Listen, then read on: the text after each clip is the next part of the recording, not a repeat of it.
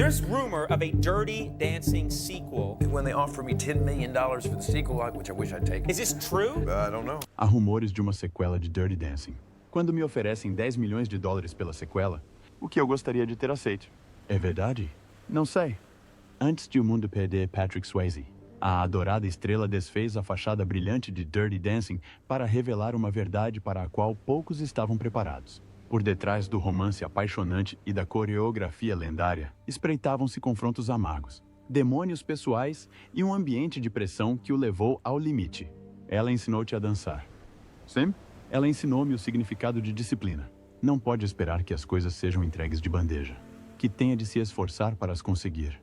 As lesões eram escondidas, os ânimos exaltados e nem todos saíam ilesos. Durante anos, o set foi mitificado como uma fuga de sonho. Mas as palavras finais de Swayze expuseram uma realidade muito mais sombria. É tempo de ouvir a sua verdade. Vamos abrir a cortina. A viagem indomável de Patrick Swayze. Algumas vidas não começam. Elas explodem. A vida de Patrick Swayze não foi moldada com delicadeza. Tempo e ferramentas. Explodiu em ritmo, luz e expectativas intensas, muito antes dos cartazes de cinema. Antes do icônico abanar das ancas num chalé à beira do lago, havia Houston, no Texas, 18 de agosto de 1952. Um rapaz nasceu de uma mulher que governava um estúdio de dança como um reino de movimento. Patsy Swayze não se limitava a ensinar dança. Ela esculpia guerreiros a partir da música e dos músculos. Patrick não foi poupado. Como seu filho, não lhe foi confiado um caminho tranquilo. Ele foi lançado nele. Desde que aprendeu a manter-se de pé, que treinava ballet, jazz e até patinagem artística. Enquanto outras crianças jogavam beisebol, Patrick fazia piruetas. Enquanto outros rapazes aprendiam a lançar basquetebol, ele aprendeu a saltar. Mas não o confunda com fragilidade. Ele tinha fogo, e punhos, e fúria. Na escola, jogava futebol com a mesma intensidade com que levava aos palcos. Sonhando com bolsas de estudo e touchdowns na faculdade. Esse sonho desmoronou-se no dia em que o seu joelho se partiu sob o peso de uma entrada que silenciou tudo. Para a maioria, teria sido um ponto final. Para Patrick, foi um redirecionamento. Ele nunca o disse em voz alta, mas, no fundo, sabia que não devia perseguir a normalidade. O seu mundo inclinou-se para algo diferente, algo menos comum, algo mais difícil. Enquanto os seus colegas se debatiam com álgebra e escolhas de faculdade, Patrick entrava em estúdios de artes marciais, dando pontapés numa respiração e praticando movimentos de balé na outra. Era raiva, confusão e ambição. Tudo em choque. Chamava-lhe a sua raiva autodepreciativa. Outros chamavam-lhe foco. Mas nem ele ainda sabia exatamente o que era. Em 1972, com o joelho remendado e o futuro incerto, embarcou num autocarro com destino a longe dos passeios quentes de Houston. Destino, Nova York. Aí, no silêncio frio das salas de ensaio, os estúdios do Joffrey and Harkness Ballet despojaram-no e reconstruíram-no com dor, suor e brilhantismo. Os instrutores não se importavam com o seu apelido. Não se importavam com os seus sonhos desfeitos. Só se preocupavam com o fogo nos seus pés. E ele deu-lhes isso. Houve um momento, comentado nos meios artísticos, que poderia ter mudado tudo. O coreógrafo Elliot Feld imaginou uma parceria de dança entre Swayze e o lendário Mikhail Baryshnikov. Patrick estava destinado a ascender com as estrelas, até que aquele joelho, mais uma vez, o traiu. A cirurgia de reconstrução destruiu esse sonho. Mas não o homem. O que teria destruído outros simplesmente fez com que Patrick voltasse a mudar de rumo. Desta vez em direção a algo mais perigoso. O palco. Depois o ecrã. Os seus primeiros concertos foram discretos, até mesmo cafonas. Ele dançava para a Disney. Apareceu em Grease, na Broadway, com o cabedal de Danny Zuko, em mais um holofote emprestado. Mas foi sempre o dono da situação. O público inclinava-se para a frente. Havia algo de diferente nele. Não polido, mas cru, humanamente descarado. Hollywood percebeu, em 1979. Deslizou para as luzes trêmulas do cinema com Skate Town. E um filme de patinagem com uma pegada disco que poucos se lembrariam. Mas a sua presença não era assim tão fácil de esquecer. E quando parecia que ele poderia desaparecer no cenário fumado do interminável carrossel de elenco de Hollywood, os anos 1980 chegaram com tudo. E com eles, uma série de papéis que testaram não só o seu talento, mas também a sua alma. um instrutor da marinha em Uncommon Valor, um líder de gangue em The Renegades, um soldado moribundo num único episódio devastador de MASH. Nenhum deles levou ao estrelato. Ainda não. Mas criaram algo diferente. Tensão. Suspense. Patrick Swayze rondava a grandeza, mas não a alcançava. Ainda não. Porque a grandeza não bate à porta. Ela cai. E em poucos anos, chegaria com um último impulso. Uma música sensual e uma mulher que ninguém deixa de lado. Mas e se o caminho de Patrick Swayze para a grandeza se resumisse a uma ascensão, um filme e um momento decisivo? Fique atento. Um cantinho só dele. Mas quando a grandeza finalmente chegou para Patrick Swayze, ela não bateu a porta educadamente. Atravessou a porta com um estrondo de ancas, desgosto e calor. Chegou sob a forma de um filme em que nenhum estúdio acreditava. Dirty Dancing era para ser um filme rápido. Um filme para encher as prateleiras. Não uma lenda. O orçamento era pequeno. As expectativas ainda mais baixas. No entanto, algo naquele guião, naquele mundo de danças proibidas e segredos de verão, acendeu um rastilho dentro de Patrick que ninguém conseguiu apagar. Tornou-se Johnny Castle. Tessa Turner, magnético e ardente de intensidade. Mas não se limitou a interpretar Johnny. Ele era o Johnny, a força silenciosa, a sensualidade crua, a dor de alguém tentar ser importante num mundo que continua a lembrar-lhe que não o é. Carregou o papel com o peso do seu próprio passado. A disciplina do ballet. As contusões da rejeição. O joelho que nunca o perdoou completamente. Cada elevação, cada olhar, cada passo com Jennifer Grey foi mais do que coreografia. Era memória. E quando a Lagora icônica fala, ninguém põe o bebê no canto, escapou-lhe dos lábios. Não foi apenas um momento no guião. Foi uma declaração. Para o Johnny. Para o Patrick. Para todos os artistas que já foram esquecidos. O público não se limitou a assistir ao filme. Eles devoraram-no. Os cinemas fervilharam. Os vídeos saíram das prateleiras à pressa. E uma canção que Swayze tinha coescrito anos antes, She's Like the Wind, tornou-se subitamente um êxito no top 10.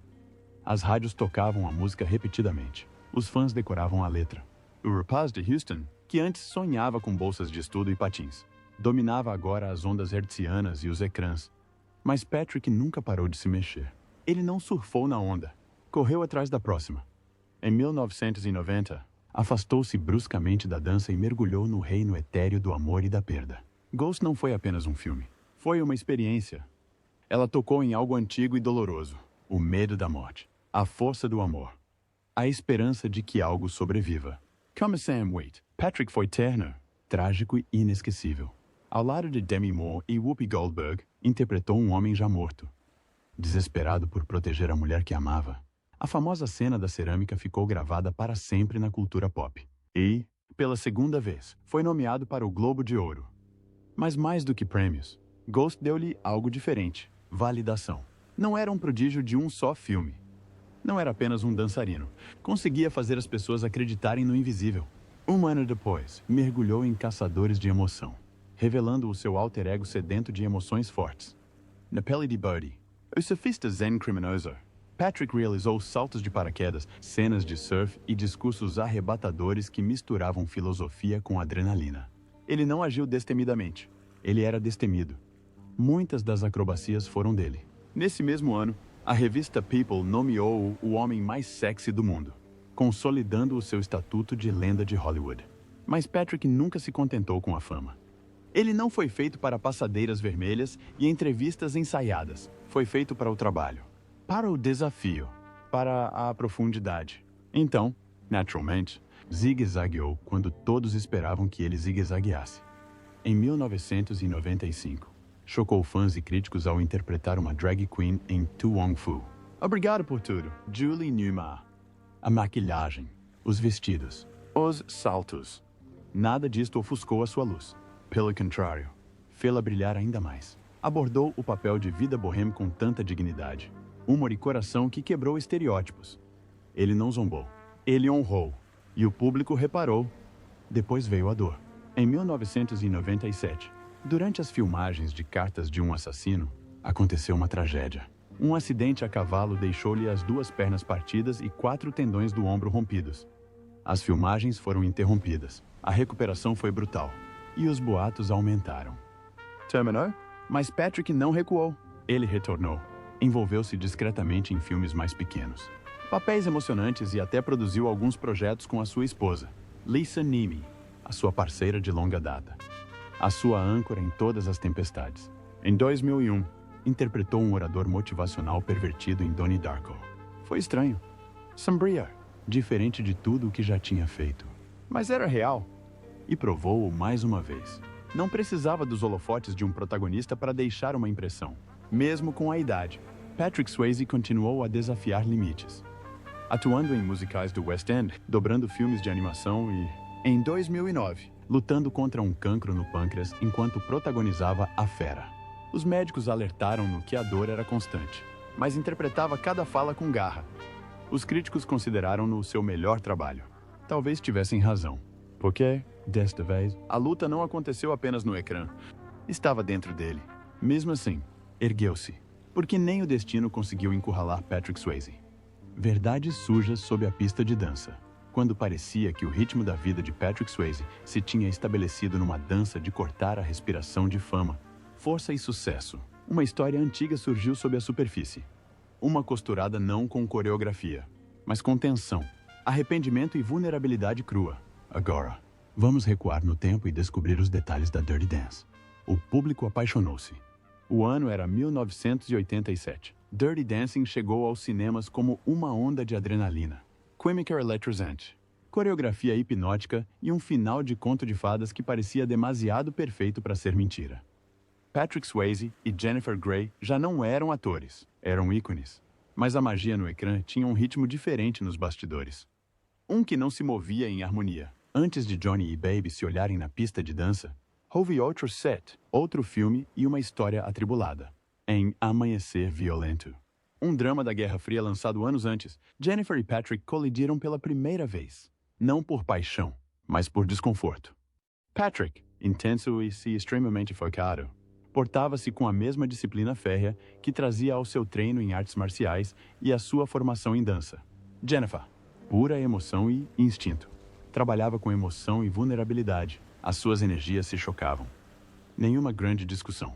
Nenhuma quesilha pública. Apenas um atrito que nunca arrefeceu completamente. Por isso, quando Jennifer soube que ele tinha sido escolhido para contracenar com ela em Dirty Dancing, o seu coração apertou. A memória daquela tensão voltou com tudo. Não era só o facto de não se darem bem, era que ele a deixava nervosa. Os produtores, no entanto, foram inabaláveis. Precisavam de alguém que se movesse como o fogo e que carregasse o peso do romance nos ombros. O Patrick era o único que se encaixava. Ainda assim, ainda antes da primeira câmera começar a filmar, algo inesperado aconteceu. Momentos antes do teste de ecrã, Patrick chamou Jennifer para um canto, não como Johnny Castle, mas como ele próprio. O exterior severo desapareceu. No seu lugar, a honestidade, crua e vibrante. Eu amo-te, eu amo-te. E eu sinto muito. E eu sei que não queres que eu faça o filme. Lembrou a atriz. As barreiras caíram. Pela primeira vez, Jennifer viu o homem por detrás daquela postura. E quando se posicionaram em frente à câmera, algo mudou. Não apenas entre eles, mas na sala, a tensão tornou-se eletrizante. O que antes ameaçava separá-los, fundia-se agora numa química que os produtores reconheceram imediatamente como rara. Ainda assim, o set estava longe de ser um sonho. Filmar na Carolina do Norte durante o calor inclemente do verão transformou até os dias mais simples em testes de resistência. Os figurinos colavam-se aos corpos como pano molhado. Os ânimos exaltavam-se. E Patrick, já a recuperar de uma lesão no joelho, impulsionou uma coreografia agonizante, escondendo a dor por detrás de cada passo preciso. Recusou-se a deixar a lesão atrasá-lo. A Jennifer sentiu a pressão de forma diferente. Como núcleo emocional do filme, ela suportou o peso da expectativa. Mas, fora das câmeras, ela nunca relaxou completamente. A energia de Patrick mudava constantemente. Compaixão num momento, guerra no outro. A antiga tensão não tinha desaparecido. Simplesmente encontrara novas formas de se expressar.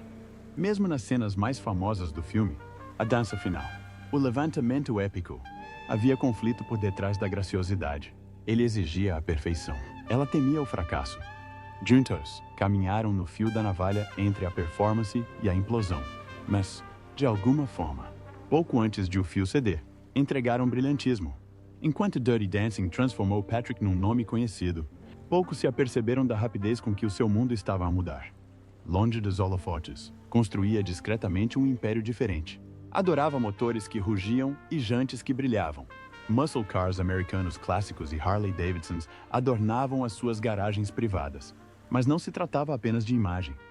Patrick era metódica, mesmo no sucesso. Adquiriu terras, hectares delas na Califórnia, e transformou-as num santuário completo, com estábulos e céus amplos. Voar tornou-se a sua mais nova fuga, e comprou a sua própria aeronave, obtendo a licença para voar a solo.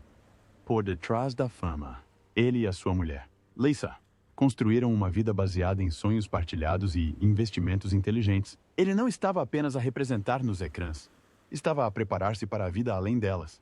Cada escolha, cada relógio no pulso, cada escritura de propriedade, cada registro de voo, falavam de um homem consciente de que a fama era passageira. Mas o legado era uma questão de planeamento.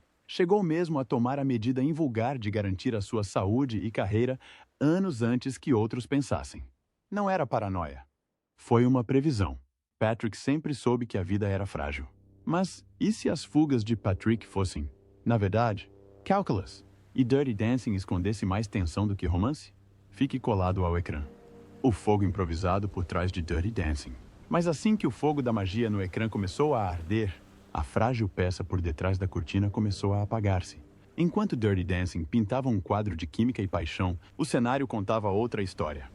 Um campo de batalha silencioso de métodos conflituosos, nervos à flor da pele e ressentimento crescente. A ligação emocional reacesa durante o teste de ecrã entre Jennifer Grey e Patrick Swayze tinha sido genuína, mas não suficientemente forte para apagar os fantasmas de antigos conflitos ou suavizar as arestas das suas personalidades opostas. Patrick Swayze, bailarino de formação clássica com anos de experiência profissional em performance, abordou o projeto com um foco disciplinado.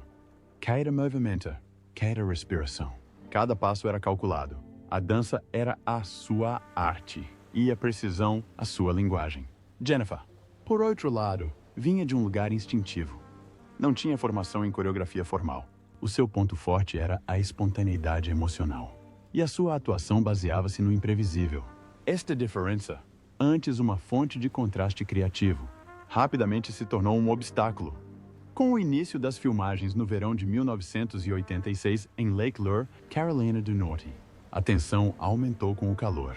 Patrick, sempre perfeccionista, estava cada vez mais frustrado com a dificuldade de Jennifer em acertar o ritmo e o jogo de pés.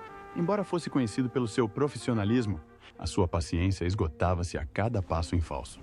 Jennifer, já a lutar contra a insegurança, deu por si a cair na gargalhada nervosa durante cenas difíceis. As cenas eram retomadas constantemente, por vezes dezenas por dia. O que deveria ser fluido tornou-se um tormento.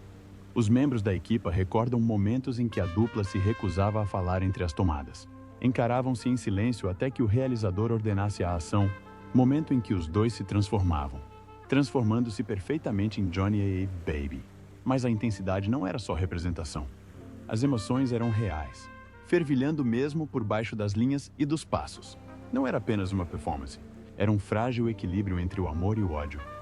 Os ensaios eram tensos. Patrick, concentrado em aperfeiçoar a coreografia, corrigia frequentemente os movimentos de Jennifer. Para ele, era o trabalho em equipa. Para ela, parecia controlador, temia ser ofuscada. Queria contribuir, não apenas acompanhar. Com a produção a avançar rapidamente, as emoções foram postas de lado. O que emergiu não foi harmonia, mas um choque silencioso, a precisão dele versus a emoção dela. A intensidade de Patrick parecia muitas vezes avassaladora. E Jennifer, em vez de a desafiar, retraía-se. Ironicamente, essa mesma tensão alimentava a química entre eles no ecrã. Quando Baby parecia insegura perto de Johnny, muitas vezes era genuína. E, no entanto, no meio do atrito, algo surpreendente aconteceu. Houve uma cena que personificou tudo. O icônico salto na dança final. Por esta altura, a tensão entre Patrick e Jennifer já tinha atingido o auge. A coreografia era desafiante.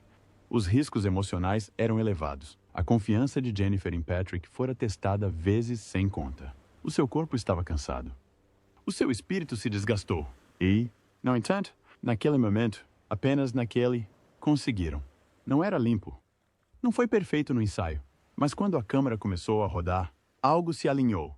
A força de Patrick acalmou o medo dela. A vulnerabilidade de Jennifer suavizou a tensão dele. Ela correu, saltou, e ele segurou-a, não apenas no ar, mas num fugaz e milagroso segundo de confiança.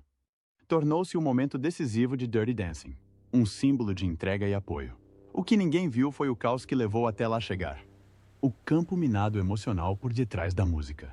As batalhas silenciosas por detrás dos sorrisos. Não admira que o filme tenha tido uma repercussão tão profunda.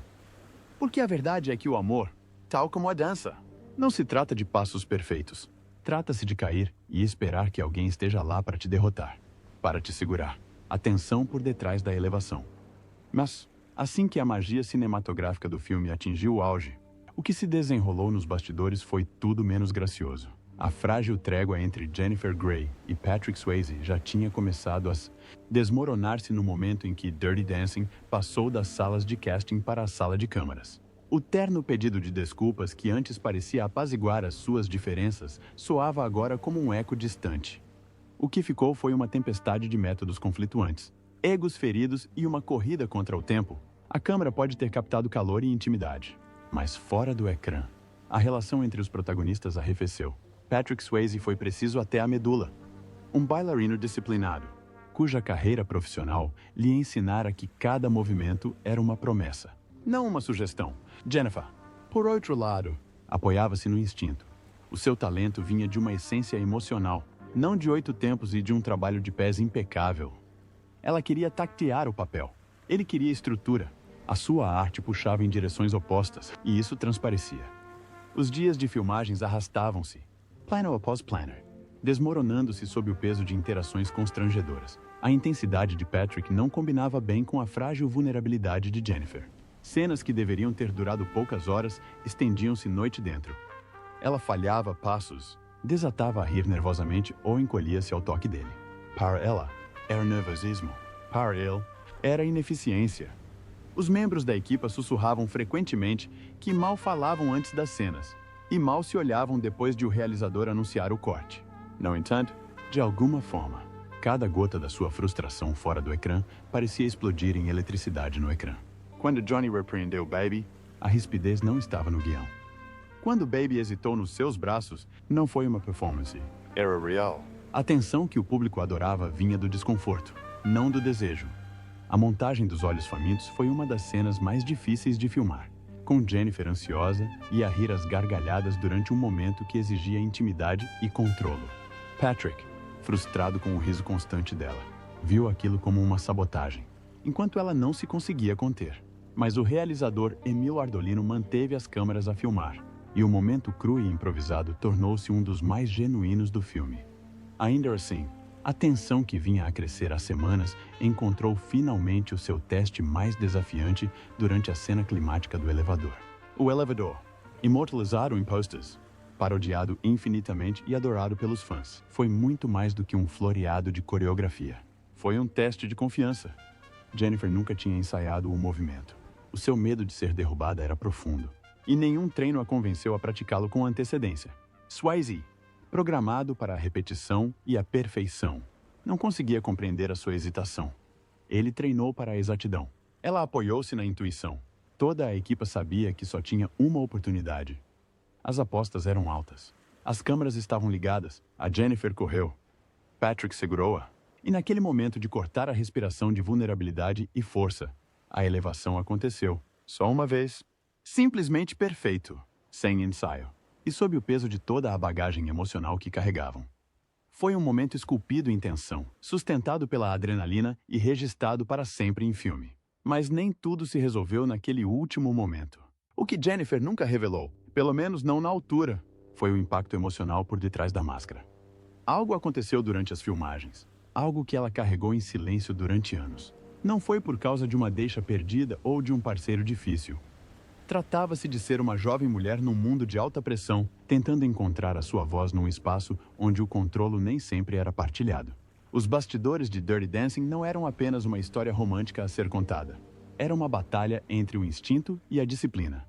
Espontaneidade e estrutura, medo e confiança. E, de alguma forma, de todas as fissuras e conflitos, criaram algo intemporal. Mas e se aquele icônico final de subida mascarasse batalhas mais profundas? lutas silenciosas que Jennifer e Patrick nunca deixaram para trás. Fiquem de olho no ecrã. O que Patrick Swayze revelou sobre a verdade por detrás de Dirty Dancing. E assim que os aplausos de Dirty Dancing ecoaram pelos cinemas de todo o mundo, Patrick Swayze começou a contar discretamente a sua versão da história. Uma verdade enterrada sob a perfeição polida e o legado brilhante do filme. Para o mundo, Patrício era uma tempestade envolta em graça. Imponente, carismático e incrivelmente fluido. Mas, por detrás das cortinas, ele era algo mais complexo. O que se desenrolava no platô não era simplesmente produção cinematográfica. Foi uma batalha de confiança, um choque de estilos e um teste de paciência que o moldaram de formas que poucos conheciam. Patrick, moldado por anos de rigorosas performances de balé e de palco, chegou ao set de Dirty Dancing com grandes expectativas e uma paixão profissional aguçada desde a infância. A sua mãe, Patsy Swayze, era uma coreógrafa fervorosa que o ensinou a respeitar a disciplina da dança como uma escritura sagrada.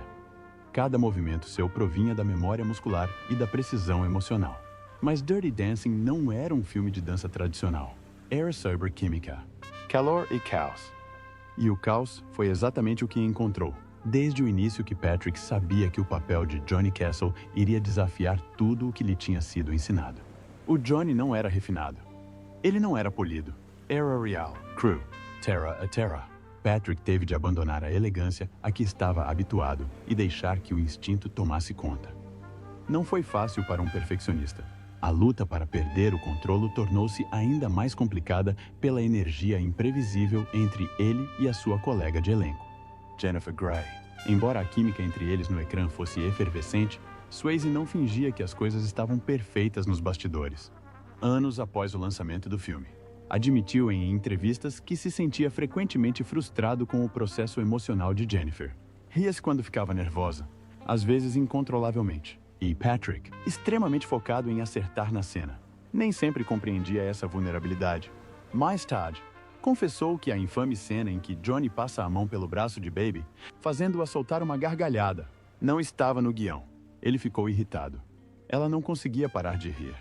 Mas, de alguma forma, o momento funcionou. O diretor manteve-o. Tornou-se icônico. Depois veio o elevador. O momento que ficou para a história do cinema. O que os fãs nunca souberam é que Jennifer se recusou a ensaiar. Ela estava aterrorizada. E nenhuma persuasão por parte de Patrick poderia mudar isso. Para uma bailarina treinada para acreditar na repetição e no controle muscular, o seu medo parecia um obstáculo pessoal. Mas no dia da rodagem, já não havia tempo. A câmera filmou. Ela correu. Ele pegou nela. E o resultado? Um milagre impecável. De uma só tomada. Mas por detrás deste salto havia uma montanha de tensão e uma guerra silenciosa entre o controlo e a entrega. Patrick costumava dizer mais tarde que a dança, assim como a representação, era uma questão de confiança. Nesse impulso final, Jennifer finalmente confiou nele. Aquele momento único, cru, improvisado, de cortar a respiração, captou tudo o que o filme representava. Vulnerabilidade, risco, magia. Fora do platô, Swayze lutava contra o seu próprio diálogo interior. Ele queria que cada movimento importasse, que cada batida a acertasse. Ele não queria apenas ter uma boa aparência. Ele queria sentir algo e fazer com que o público também sentisse. Falou com carinho do realizador Kenny Ortega, que o ensinou a adaptar-se à personagem de Johnny Castle, a deixar de lado a representação e simplesmente sê-lo. Esta mudança mudou a forma como ele encarava cada papel depois. De repente, já não se tratava de acertar na interpretação perfeita. Tratava-se de mostrar as fissuras na armadura. Nas suas memórias e entrevistas posteriores, Patrick nunca se retratou como um herói da história de Dirty Dancing. Admitiu as suas falhas, a sua impaciência, a sua luta para se desapegar. Mas também revelou que, por detrás do atrito, havia um profundo respeito por Jennifer. Ela trazia a espontaneidade. Ele, estrutura. Juntos, construíram algo caótico, belo e duradouro.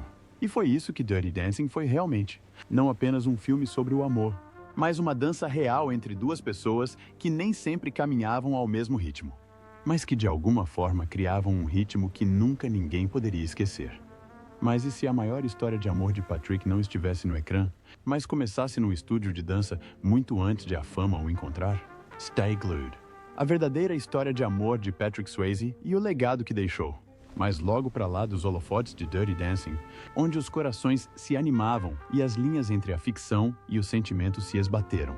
A história de amor mais verdadeira da vida de Patrick Swayze desenrolava-se longe das câmeras. Muito antes de se tornar o protagonista da América, Patrick já tinha encontrado a sua protagonista. O seu nome era Lisa Niemi, uma colega dançarina, discreta sob os holofotes, mas fervorosa na devoção. Cruzaram-se pela primeira vez em Houston, em 1970. Tinha 18 anos. Já andava com elegância e já perseguia sonhos. Tinha apenas 14 anos e era aluna da escola de balé da mãe dele. O que começou em silêncio floresceu lentamente num laço que perduraria para além da fama, da tristeza e até do tempo. Em 1975, casaram-se, não apenas como marido e mulher, mas como almas gêmeas criativas. Lisa não estava apenas atrás de Patrick, estava ao lado dele. Dançaram juntos, filmaram juntos, abriram empresas, compraram cavalos, pilotaram aviões e escreveram os seus próprios guiões, tanto dentro como fora do ecrã, em Hollywood. O amor deles era uma anomalia. Sem escândalos, sem distrações. Apenas duas pessoas a escolherem-se todos os dias. Enquanto o mundo sussurrava sobre a ligação eletrizante entre Patrick e Jennifer Grey, especialmente durante o frenesim do lançamento de Dirty Dancing em 1987. Lisa manteve-se como o seu centro, nunca se deixou influenciar pelos rumores. Ela é a minha casa, disse ele uma vez. Era o tipo de amor que não precisava de manchetes. Simplesmente durava. Mas até os contos de fadas têm sombras. Na década de 1990, o mundo de Patrick foi abalado por uma perda pessoal. Em 1994, o seu pai, Jesse, faleceu. 2 anos depois, a sua irmã Vicky morreu por automutilação. O duplo golpe fê-lo decair, e durante algum tempo, o álcool tornou-se a sua válvula de escape. O homem conhecido pela sua força e disciplina desfez-se. Mas Lisa, sempre firme, puxou-o de volta da borda. A única coisa que faltava na história deles era um filho. Patrick ansiava silenciosamente por ser pai. Houve rumores de um aborto espontâneo no início do casamento. Uma dor que nenhum dos dois confirmou. Mas sempre que a questão surgia em entrevistas, Patrick parava, com a voz trêmula. Era claro que algumas feridas são demasiado profundas para serem expressas por palavras. Depois veio o diagnóstico. Em 2008, foi-lhe dito que tinha cancro do pâncreas em fase 4. As probabilidades eram brutais, mas Patrick encarou a situação como se já tivesse feito tudo. De frente, mesmo com a doença a lastrar, continuou a trabalhar, filmando a série de TV The Beast, enquanto se submetia ao tratamento. A Lisa estava presente em todas as consultas médicas, em todas as noites sem dormir. A Keira Paz tornava-se a sua enfermeira. O seu conforto, a sua guerreira silenciosa. Patrick faleceu a 14 de setembro de 2009, em Los Angeles. Tinha 57 anos, mas, nos meses que antecederam a sua morte, encontrou paz nas pequenas coisas. Sentado à janela do seu rancho no Novo México, a observar o vento a passar por entre as árvores. Às vezes a escrever poesia, sempre com Lisa por perto. As suas últimas palavras para um amigo foram simples. A Lisa era o meu milagre. Nunca se casou novamente. E embora o mundo se lembre de Johnny e do bebê, Lisa recorda o homem que dançou com ela durante décadas. Pela dor e pela celebração. Pelo silêncio e pela tempestade. No final de contas, Patrick Swayze não deixou para trás apenas os filmes ou a fama.